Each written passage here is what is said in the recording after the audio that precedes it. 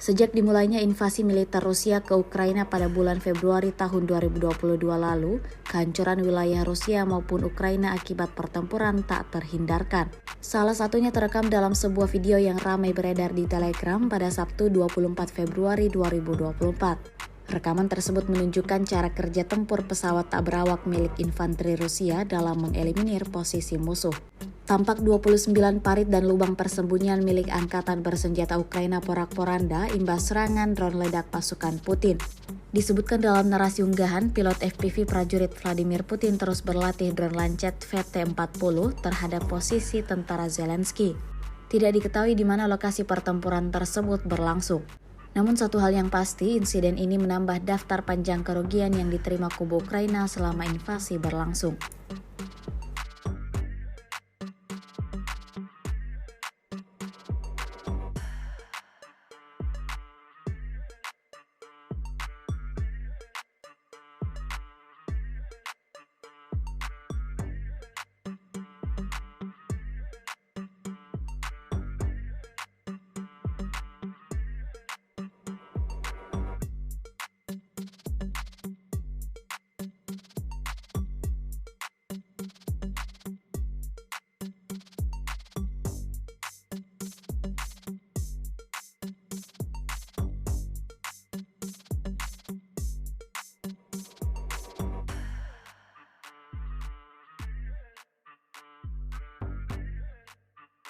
Download Tribun X sekarang, menghadirkan lokal menjadi Indonesia.